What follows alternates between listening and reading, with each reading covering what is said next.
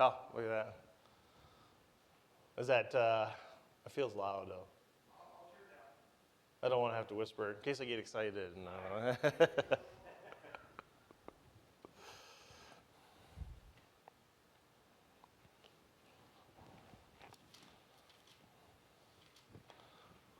So as I've noted, we're going to be in Esther today. So of course, if you have your Bibles if you just turn to Esther, we'll be in Esther for the majority of it. If you want to kind of read along, I have a lot of the stuff up here as well.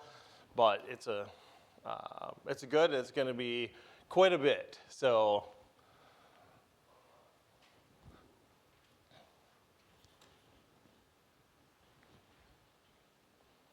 it was kind of fun, as you were saying, that was one of your favorite stories, Al, that it's Lillian's. It's my daughter's favorite story as well. It's her favorite account in the Bible, and I could see why she enjoys it. It's a very entertaining story. It's one of those ones that the narrative flows through very evenly. There's all kinds, there's the evil villain and it just makes for a good story. You have, yeah. Yes. Well, it's an easy book to kind of adapt to that as it's good. But we need to be careful of that because sometimes we do kind of just use it as a story. And that's what I want to do today, to make sure that we look, and as we're reading through Esther, because there was, historically, interestingly enough, there are theologians throughout time that have actually believed that Esther did not belong in the Bible. And for different reasons, because of the narrative, and as we'll kind of look at the lack of God mentioned in it. But ultimately, you can see his hand over all of it. So as we go through that, I would encourage you, again, as I always do, to study the book of Esther and to look deeper and take what we have gone over today to look further into each of the characters to see the sovereignty of God and how the interworkings of individuals play a role in all of that, but ultimately God is in control. And the three things that we're going to be looking at through this book of Esther in this super fast, so please forgive me, highlight reel of all the providential workings of God in this story. Then we're going to look at how he prepared the deliverance of his people, how everything kind of plays all into each other and interworks about how God, even though we don't see it, maybe we don't notice it, but that it's there. And this story gives us an excellent view of just how God's providential hand works. And then kind of a warning that it was kind of important that, we always note, and as I was looking for the study notes and reading the commentary and reading through the Bible and looking at just how different people use it. This is another one of those books that is widely abused to the degree where we just kind of take a person out of it and we apply it to ourselves, and then we only see the good things. That was most of the things that I saw in Esther is, that they use Esther as though God's always working for our good, and it's always in a positive nature. And we never want to really take a look and see, we're never the bad guys. It's like that, again, that Hitler syndrome, to where we never put our place in the place of doing wrong. But Proverbs is there for our edification, so that when we are doing right and we are doing wrong, that we really take account in our lives where it's really at. Because, and even in myself, we want to think, we have a tendency of thinking more highly of ourselves than when we really ought to. That we don't see ourselves in the parable of the brother. We never see ourselves, we're always the prodigal son. We're never the son that is upset with the other one and being bitter or being angry. And Proverbs again and again knows our heart. God knows us, and he knows that we sin and that we fall short. And this kind of a warning is that this is obviously, when we look at Haman and what he had done, we can see obviously that this is the severe portion, but they were all guilty of this. And God has been known and often does reverse the plans of the wicked. Now, as we can see in the world, that as kind of Proverbs point out, that a lot of people, as we see in the news and everything, it seems that the wicked prosper. It feels just constantly that the Lord just lets the wicked benefit. It looks like they have great houses, and it looks, we look at the Hollywood industry from the outside. They look they're like, oh, they have everything. They have houses and land, and they have power and prestige, and and it's, it can be kind of overwhelming when we look at and we think of, oh, God just constant, just doesn't do anything, and we want justice. We never want justice for ourselves. We always want justice. And we'll kind of see the reversing in the hand of his preparing deliverance in reversing those plans and then preserving his people. So he will humble the proud, he will exalt the humble, and he will preserve his people.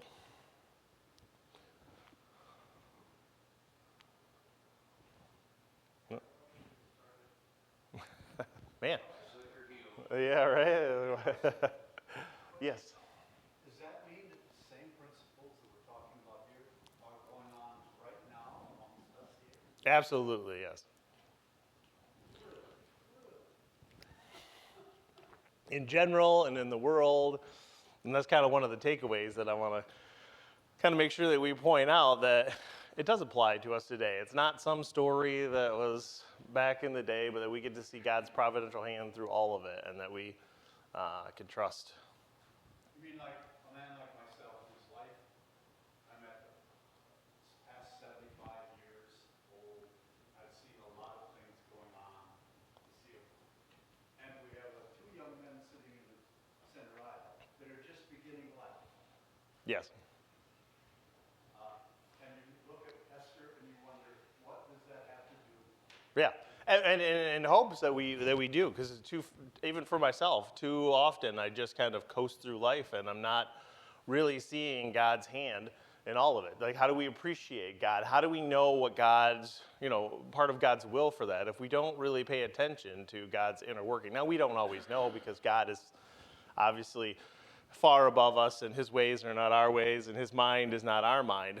But we can see things that inner work in our lives, as we'll kind of note and take account. Our army is pounding away at Persia. This is where Yes. So, yeah, we'll,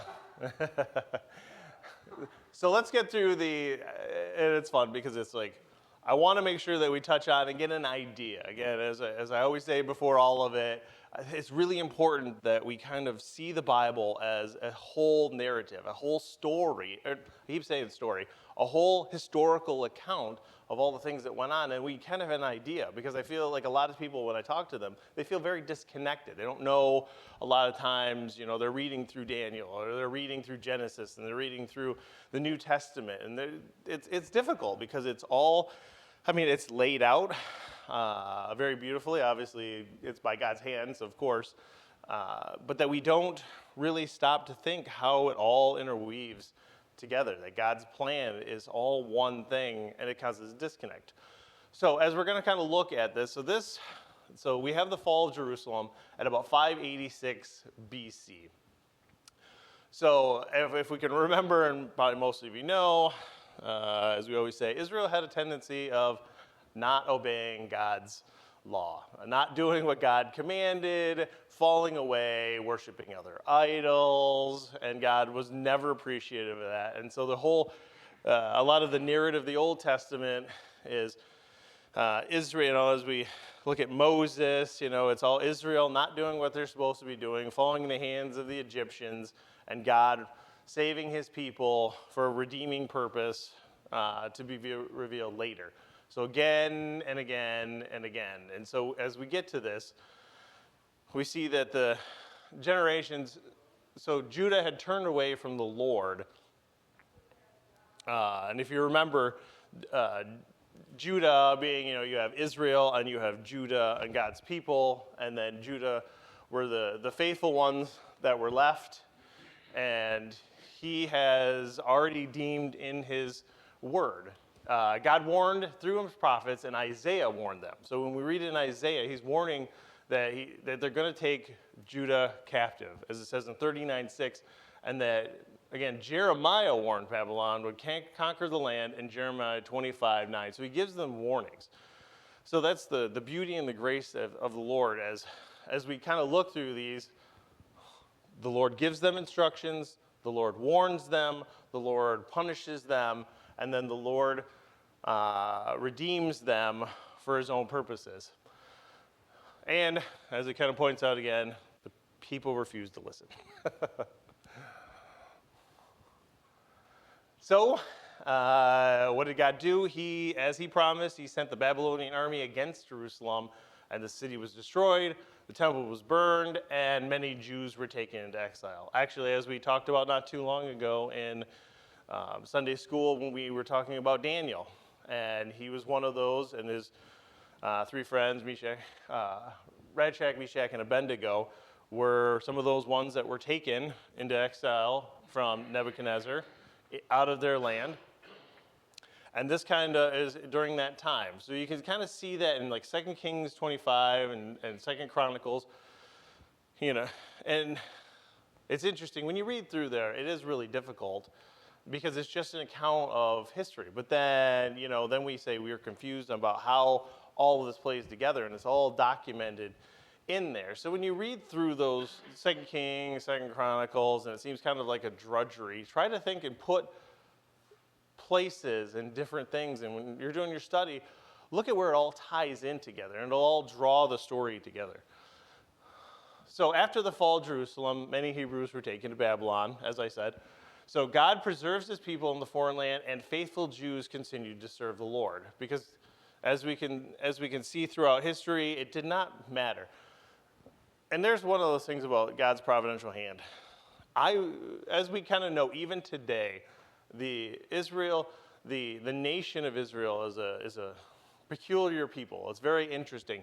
In no historical count, in no variation of anything, has a people been so destroyed so many times, but yet still be able to exist. Every other entity that has ever had this type of thing happen to, we don't know them. They no longer are in existence, and we have no idea, other than if we have an account of them, that they even ever existed.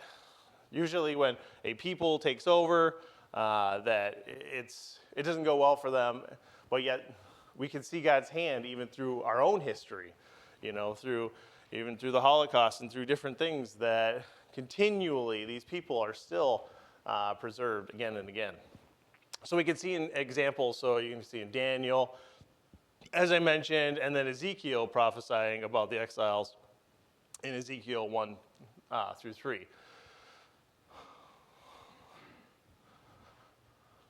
So as we can see, God promised restoration. So even while announcing the judgment, God promised to restore his people. And that's kind of the goodness, that is the goodness and graciousness of God. That, makes him one of the infinite reasons of why he's such a great God and a worthy God, that no matter what he's doing, he is still faithful. He is still God, and that we can trust and rest in him. And I don't think we kind of really look and think about that in our daily lives. That when we go through how many, just minute by minute, second by second, how difficult life is. How we can't trust anything. It can change just like that. And that if we do rest in God, that he doesn't change at all. It's the one constant that we have in our lives, if he is in our lives. If he's not, everybody's like, these people are hopeless, and if you don't have God, I'm not sure how you can't be hopeless. God is our hope. So if you do not have him, then yes. As sad as it is, when we see these people in their depression and they don't have God, it kind of goes with the flow. There's people who are kind of floating around and looking happy and like they got it all together. Is actually, you know the truth. That can't be true. So as we see in Jeremiah 29:10, after 70 years are completed for Babylon, I will visit you and bring you back. So there's the promise. And God disciplines, but again, he does not abandon us. So Persia conquers Babylon. So then we got Nebuchadnezzar and all that type of things. And then that kingdom falls to the Persian Empire. And so Persia defeats Babylon, and we see in Daniel and them and Ezra that King Cyrus allows the Jews to return home. So now King Cyrus is over them all, and he's now the one in charge. And the Lord stirred up the spirit of Cyrus, the king of Persia. And as we saw in some of our studies, that he allowed them to go back to rebuild the wall, even under the difficulty. And that God, again, he's restoring his people. And that would have been at about 539 BC. So the first return to Jerusalem. So some of the Jews return and rebuild Jerusalem in Ezra 1 through 3, but many Jews remain scattered. Here's where the point. So this is a little bit after that, but I want to note that yes, they returned, but also not all of them returned. Some of them were still in Persia. Some of them were still doing what they were doing. The converts didn't want to return. Yes. They were comfortable amongst the canal. Yes. And when we do that, we see in Moses' time, a lot of them just kind of stayed where they were, even they say they want to go back, no matter how bad it is. That's how terrible we are with comfortability. That we get so comfortable that we would prefer to be in misery than actually go out and possibly do God's will and be blessed. But we want comfort. We want to, and like I say, I am definitely guilty of that. Jewish theology is coming out of that region also. They stay there. They're known as one of the Alexandria and the Persian. Yes. Where a lot of the Jewish theology comes from. Yes. The Mishnah, the whole thing.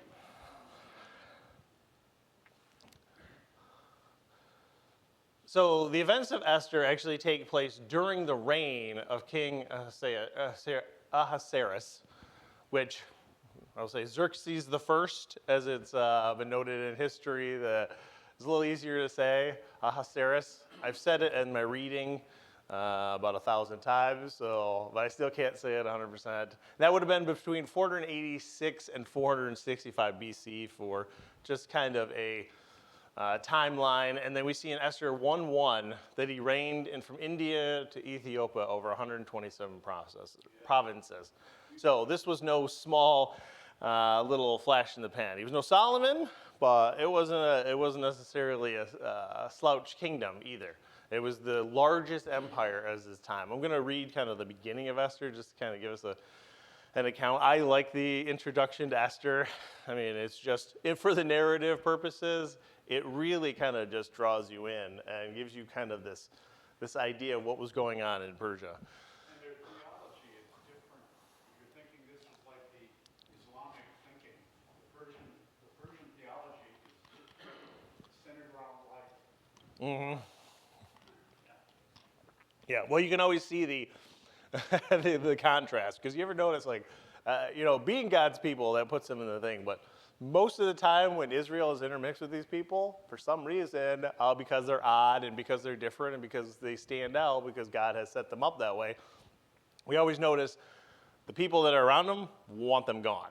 Like, that seems to be a reoccurring thing, that as Israel is kind of intermixing, they don't really intermix, and as we'll see in here, they just want to be done with them, get rid of them, and move on with their life, just because of how intrusive a lot of them felt they were. Now, obviously, I believe a lot of that has to do with the devil and them being God's people, but so as the story unfolds, we see in the Persian capital of Susa. So in Esther 1:2 and Esther 2:5, Susa was one of the royal capitals of the Persian Empire. We actually can see the ruins of the palace of Darius. So Darius was his father, and he had built this, he had begun to start to build all of this, and we actually can see this This actually is a real place. We can see a lot of the artifacts and the things unfold and see exactly where Esther takes place. Now, I won't get too much into that, but if you are interested, the ruins of the Palace of Darius, there's something interesting to look at because you can kind of put an eye on just where that was and the different things and you know. So Asia Persia corresponds largely to modern day Iran, as you notice. It's funny because I'm sure many of you have heard Iran coming up quite frequently as of late, since at the moment Israel and ourselves are at war with Iran in the very same place that Esther takes place. So obviously his reign was much bigger than Iran, but it still exists in the southwestern Iran, and the Jewish communities continue to live there for generations. So only 2 books of the Bible. So as I kind of touched on, I just wanted to throw this note in here because this is interesting. Yes, that as I was mentioning early, that some of the early church fathers and theologians didn't think Esther belonged in the Bible for various reasons, and most of them took it because God was not mentioned. Name of God is not mentioned one time. The name of the king, specifically and in general, is said roughly about 212 times. God mentioned 0. So they took offense to that. But yet it's funny, as you're reading, and I read it multiple times, and I'm reading and reading, I don't know how you could miss it, because that's the beauty. He may say that the king, and mention his name 1,000 times, but you see God's hand in every single portion of the whole Bible, or the whole book. And it's amazing to see that he doesn't even have to be mentioned. He is sovereign over all, and you can see his hand at work. Yes? I think the book, what it is practical. You're hearing a storyline. Yes, it doesn't have God mentioned in it, but when you're reading the storyline, it's practical like we would be here. They're trusting in somebody. Yes. Well, and I would say that the biggest application, one of the greatest applications is here that we miss, is seeing God's hand in everything, and this one sees the account throughout the whole narrative, because a lot of times we have to look backwards to see what has truly transpired. So Esther matters, and it kind of shows and reiterates. So for whatever was written in former days was written for our instruction, as it says in Romans, that nothing in the Bible is for nothing. If you ever read the Bible and you think, this is of no use, there's not one dot, tittle, iota, that is not important to us in some. It may not be relevant in the moment, it may not, but it's all very important. So getting into, make sure that we get into the certain parts, the preparing of the deliverance. So we'll see God at work in the book of Esther. Let me just read real quick the beginning. Now it took place in the days of Ahasuerus, the Ahasuerus who reigned from India to Ethiopia over 127 provinces.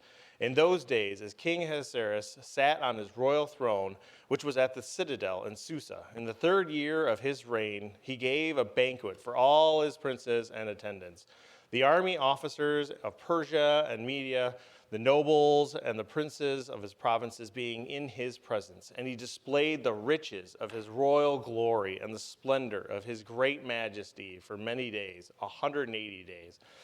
When these days were completed, the king gave a banquet lasting 7 days for all the people who were present at the citadel in Susa, from the greatest to the least, in the court of the garden of the king's palace. They were hangings of fine white and violet linen, held by cords of fine purple linen on silver rings and marble columns, and couches of gold and silver on a mosaic pavement of porphyry, marble, mother of pearl, and precious stones. 7 drinks were served in golden vessels of various kinds, and the royal wine was plentiful, according to the king's bounty. The drinking was done according to law. There was no compulsion, for so the king had given orders to each official of his household that he should do according to the desires of each person. Queen Vashti also gave a banquet for the women in the palace which belonged to King Ahasuerus. So I read that kind of opening just to give you an idea. Here is this great king Ahasuerus that wanted to show his power and his prestige. Now there's some historical accounts, and you can always look into it, because we do have history books and all that. Because at that time it's noted that he was going to war. He lost that war. But this was supposedly one of those items that he had presented to his people to basically gain support, to encourage his people, to kind of excite them and do this. So this is how the story opens in his grand gesture. And as we'll see as we work through that, there's no visions, no prophets, no direct words from God, and we'll see that he's working through all the decisions of the rulers, timing of events, and the human courage and obedience. And that is a reoccurring theme as we go through this whole thing. That we know God works through ordinary events. And that's one of the things kind of I want to press to kind of right out of the gate. The beauty of this story is we always want the miracles. We always want to see the great things, to get excited and to get motivated. We don't want the mundane things. We want, appearances, and we want the flash. And I get it. It's easier to see that than really look through the drudgery of, just everyday items that seem insignificant. Yes, sir. On that, I think we need to stress, because even here, when we run into situations in each of our lives, we're looking for a miracle, right? Yes. And we so embrace that idea of a miracle. Miracles are not a thing throughout Scripture. He's working through time and space. Yes, and it's funny. Some of the Bible, when we read it, because there's so many different miracles, but if you really look at the time span and all this type of stuff, we're like, well, the God's all, like, if you really look for the thousands and thousands of years, how many actual miracles were documented in the Bible? There's not many. There's like all these people were probably used to, people appearing and disappearing, and people being healed. No, even in that time, this was unheard of. That's why Jesus was such a marvel, because nothing like that had ever taken place. And that God was not just parting the waters every 5 minutes. These were huge events. Most of the time he's working, yes. Yeah, most of the time he's working through ordinary, or we call ordinary events, even though we call them, but they're extraordinary. We have God's hand in all of them. So they're not just ordinary events. They're from the sovereignty of God. Yes. So we can see and here's the thing, we always think when people act, and I want to point that out, but God also works when nothing seems to happen. Even when there seems to be a lull, when we do nothing, when we just kind of sit and reflect on what he's doing, he's working in that. And we say the heart of the man plans his way, but the Lord establishes his steps. We are just to do what he has commanded us to do. So, to get through the story, why was the king looking for a queen? So from the outset of it, so he is throwing this huge party, he's getting everybody involved, and of course he has this beautiful wife, Vashti, as is noted that she is creating a banquet for these people, and she is one of the most beautiful women in the kingdom, and he wanted to show her off. Queen Vashti refused. I don't know what the reason was. I don't know if it was for a good reason, but we always say, we talk about Esther being bold. That's a bold move. That's denying a king, because it's kind of been noted throughout history, and you kind of read it in here. He was not quite a stable man. He was not he was a very interesting man. There's obviously this isn't true, but it's been said when he lost in one of his battles at the sea, that he commanded 300 of his men to go into the ocean and lash it as punishment. That's how noted for. So here we have this Vashti. He says, nope, I'm not coming. Okay, well, and there we can see in God's providence, whatever convinced Queen Vashti not to show up is definitely a providential move to where this will move the whole story forward. And because of this, the king removed her as queen because he felt he could not have this going throughout his whole kingdom. This was his mind, is that she's starting to just reject my authority. How far is this going to go? And the people around him were all like, this is going to cause mass chaos and hysteria, and that these women are just going to start revolting all over the place, and he can't have that. So he removes her. And Esther 1:19, let her royal position be given to another who is better than she. The decision opened the way, obviously, for our Queen Esther. So there's just one piece right there. So Esther was a Jewish girl who was raised by a man named Mordecai, the daughter of his uncle, after her parents died. So she's an orphan, and she's a young Jewish woman from exiled of the Persian palace. And again, in God's providence, he put these people in the right place at the right time, and he made Esther one of the most beautiful women that apparently ever existed, because it says in there that it was not only, it was her form and her face. Everything about her was just beautiful, and she was noticed by most of the individuals, or many of the individuals that were around her. But the king loved Esther more than all the women and set the royal crown on her head. So they basically had this beauty contest, and he sent for all the most beautiful women and sent his eunuchs out to most find this beautiful lady. Yes, sir. Brent, sometimes we overlook that too. That issue of and I think this probably was part of what theologians were looking at. We're focusing on this beautiful, godly woman. Seems to pattern Proverbs 31. And it's not just her inward qualities, there's outward qualities. Well, yeah, and you can see that. And when When you read this is what it's talking about. no, and if you read it, I always thought he's always talking about the inward qualities, but here he's talking about the outward qualities. yes, because as the story does progress, we get to see her. She's just another pretty face, but as we see, she's a very shrewd lady who knows how to play the system in order to kind of move her goal along. So we have with Esther, we have this beautiful woman who is now taken by the king, thinking she's most wonderful, and setting her up as his queen. And we have Mordecai, we forget that Mordecai, through all of this, is there for Esther through all of this and their communication. So this isn't just Esther, this is Mordecai, who is standing at this gate and checking on her throughout this whole thing and caring for her.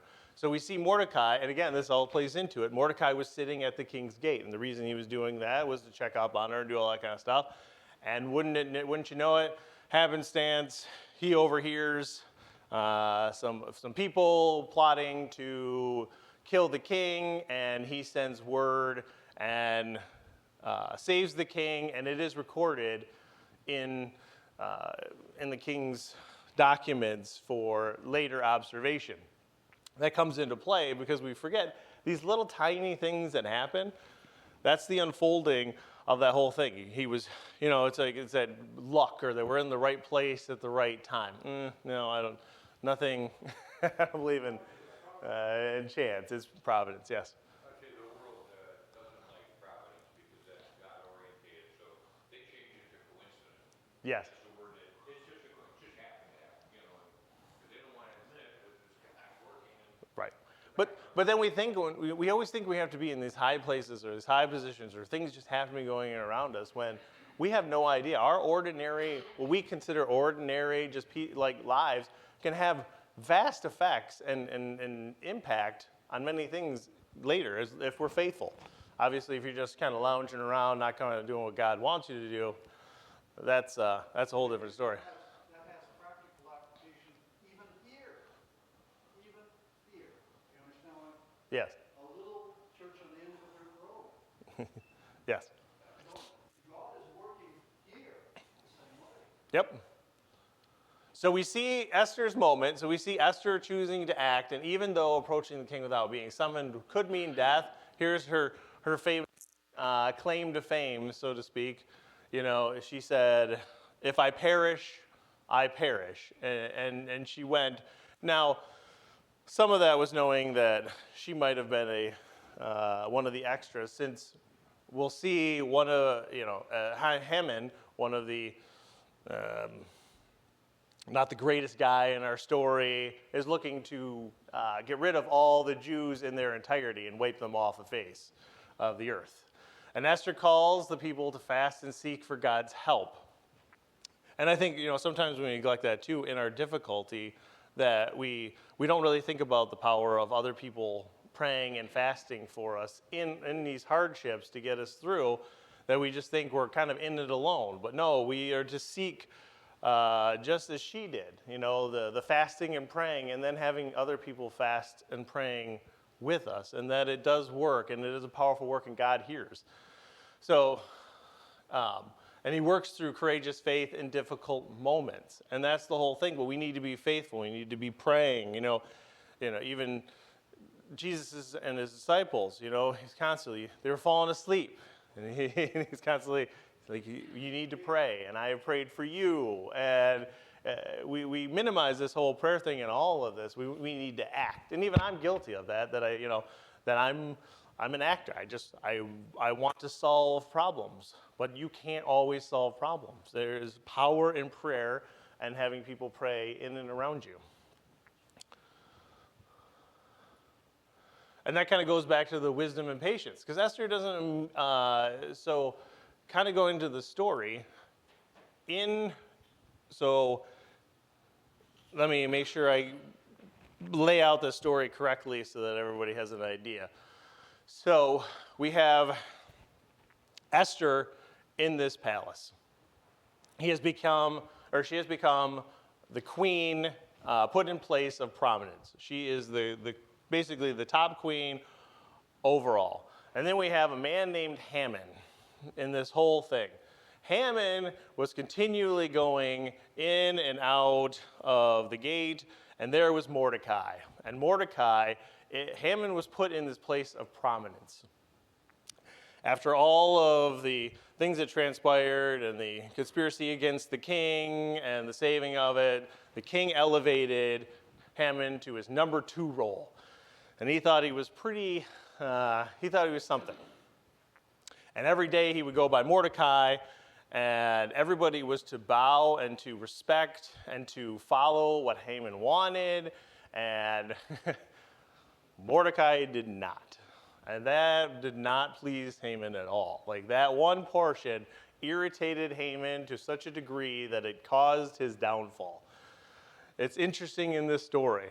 Mordecai, we don't think about this, the bitterness and the anger against one individual in our lives, or, a couple individuals in our lives, that we just hate them so much. We just want them gone. We don't want them in our lives anymore. And this is the case with Haman, is that this becomes his downfall. This one man. And because Mordecai did not obey and follow what Haman wanted, Haman didn't just want Mordecai dead. He wanted all the Jews dead. Like, he was just, I'm going to wipe them all off the face of the earth. Like, this is, as we talk about, true evil, this is basically like Hitler level, I'm going to wipe them off the face of the earth. So,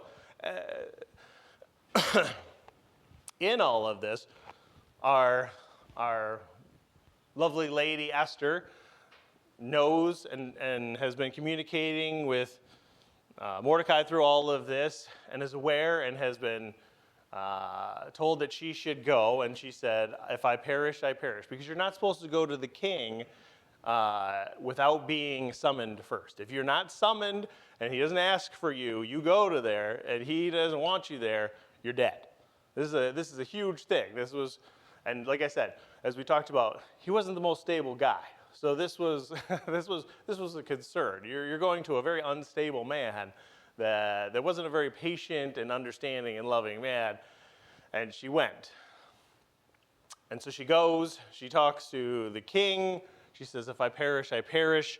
She goes to see him, and if you touch his scepter, if he puts his scepter out to you and you touch it, you are given audience with the king, and he hears you. So Haman asks exactly what it is that she wants. And of course, as we look at Esther and you read through this, she's very methodical. It's not like right away just accuse or ask for things, but she seeks favor. She knows how to kind of play the game. And this is like the wisdom that Esther had and the intelligence and kind of knowing her audience and how to work. Yes. So of course she says, okay, and what better way to please kings and men than to show them honor and to present this banquet and this feast for them? So this is kind of where it goes. In her wisdom and patience, she invites the king and Haman to these meals. She doesn't accuse right away, but she earns favor with the king, and she gets his ear, and with the wine and the food, because I always say men and their stomachs. I can't disagree. A good meal kind of softens me up, which is one of the reasons all of our. Interestingly, just as kind of a side note, that all of our things in history with the Israelites and even through family and different things has always been around the table, that around food and banquets and stuff. And we were even talking about that. We've kind of lost that, and I would encourage you guys don't do that. Maybe do more of that because there's a beauty in that and, fellowship and food and that kind of thing. So that's what she uses to kind of smooth it over. And so she doesn't just do one, she does another one. Here's a banquet, here's another banquet. And so she led the king Haman. Now, the funny thing is like Haman's thinking he's amazing, going home to his family, telling him that, he's something special. I'm so special that even the queen of all queens has invited me and only me to this banquet. You can see like Haman's head just just super giant. And of course, we kind of can see the plot unfold that this is all part of her process to have Haman there at the same time to accuse him, but Haman doesn't know that. He's already seeking to kill Mordecai by putting up a whole gallows and thing. He's going to kill him super special. So we see in this special, so with patience, that ruler may be persuaded. God's providence works not only through courage, but through wisdom and patience. So all of this is all part of the process. So we don't need to just act, but we need to be faithful to God and be conscious of what his will is.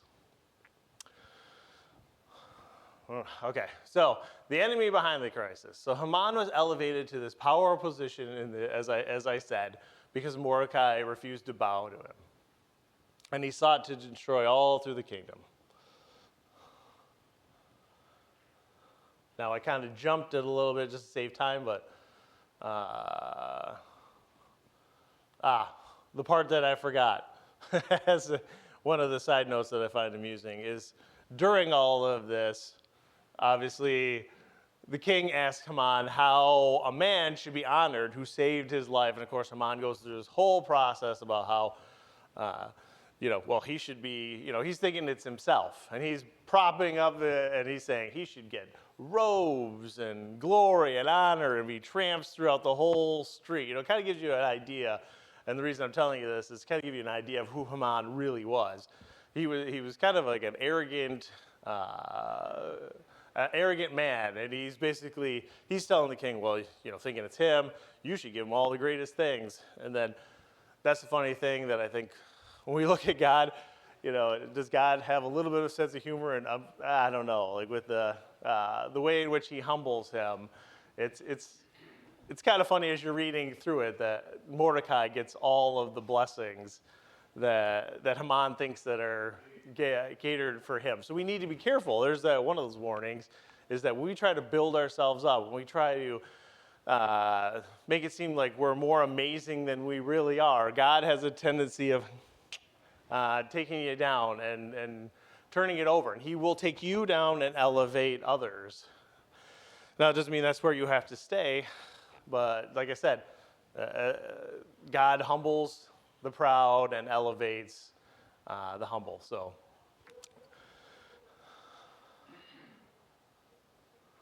So it's time we see that Esther reveals the plot. She reveals that the decree has been made to destroy her people. And so in this, Haman has this whole plot to kill everybody. He's going to kill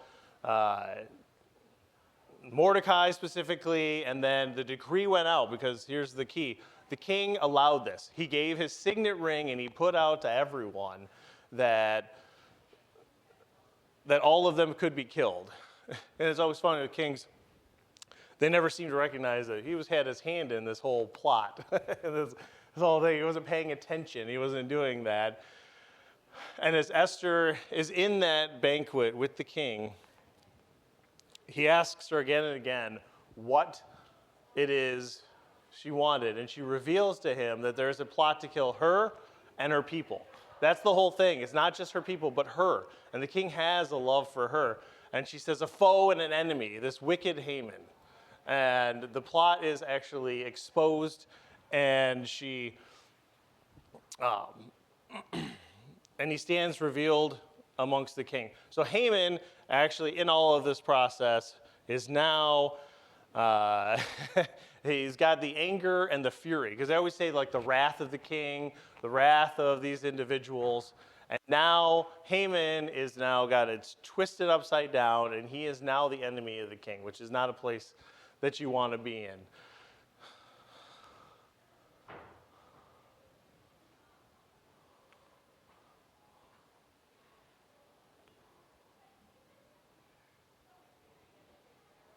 So interestingly enough, the king takes Haman in all his fury and wrath, covers his face, has him taken and put on that very same rack that he designed for Mordecai, and which was more of a stake, and he was impaled on that very same stake that he was going to impale Mordecai.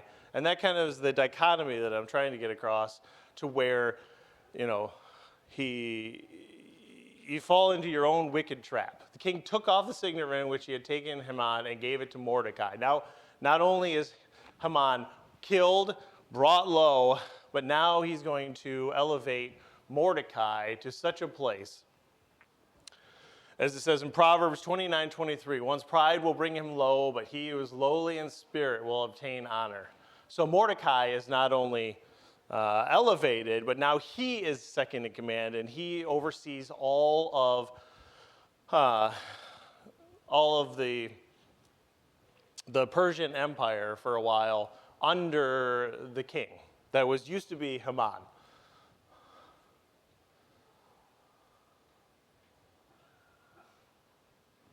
Nothing like Napoleon. Yes. So for time's sake, I want to make sure that I get to. So as we kind of look at it, and I wish we had more time. But I want to make sure as we look through this, that as we can see throughout the whole story unfolding, that God's hand is almost everything.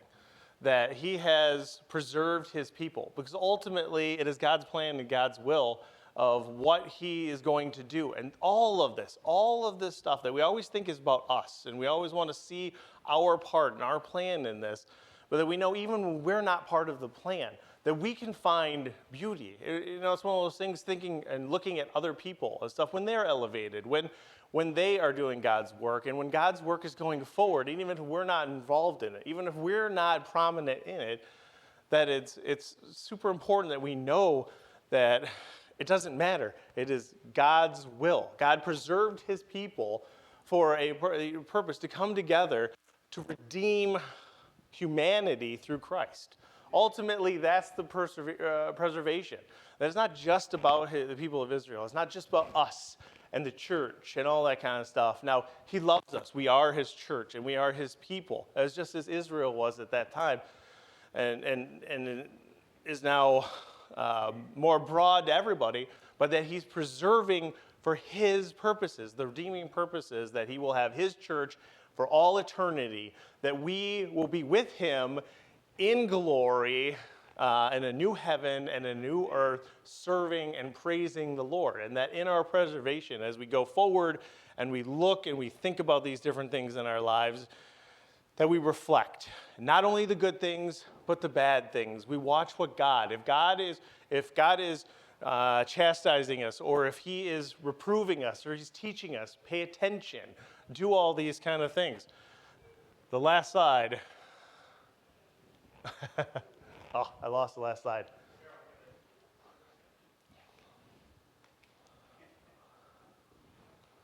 There, as John Flavel wrote, providence is like Hebrew words. It can only be read backwards. We won't know the revealing time. Be patient, be wise, and be watching that God's hand is in everything. And it should give us comfort and ultimately hope for the future. So let me pray out. Lord, thank you for this very quick look at Esther, that we would actually go and look into it deeper, that we would study it and we would look at these things and really take what has been said here and really look into our lives and not just try to read ourselves into Esther, but know that your hand is in everything, that you guide us, that your purposes, that your providential hand is always in everything, even though we don't think so. That even as we just think we're waiting, and that we know that you are good, that you love your people, and that ultimately we will be with you in glory. And if we are not, that the people who do not understand this would come to you, and that they would put their faith and trust in you and be saved and have the hope. It's more than words can say, but we thank you and we praise you for everything that you have been doing, are doing, and will do in the future. We praise you in Jesus' name, amen.